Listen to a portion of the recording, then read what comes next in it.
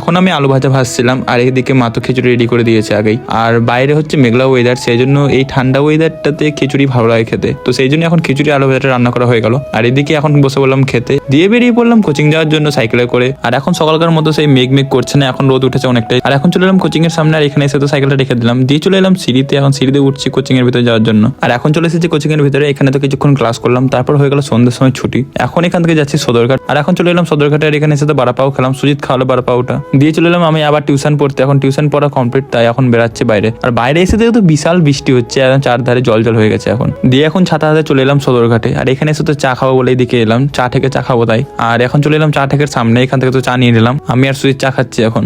দিয়ে চা খাওয়ার পর একটু এদিক ওদিক ঘুরে বেড়াচ্ছিলাম সদরঘাটে। তারপর এখন অনেকটাই রাত হয়ে গেছে, তাই এখন সাইকেল নিয়ে যাচ্ছে বাড়ি, আমিও যাচ্ছি বাড়ি, সুজিত যাচ্ছে ওর নিজের বাড়ি। তো এখন বাড়িতে এসে দেখি তো মা করছে আলুর পরোটা, তো এখন সেই জন্য আলুর পরোটা নিয়ে বসে এলাম খেতে। আর আমি এখন খেতে থাকি আলুর পরোটা। তোমাদের ভিডিওটা কেমন লাগে তোমরা কমেন্টে জানিয়ে দিবা। দেখা হচ্ছে তোমার সাথে নেক্সট অন্য ভিডিওতে, চলো বাই।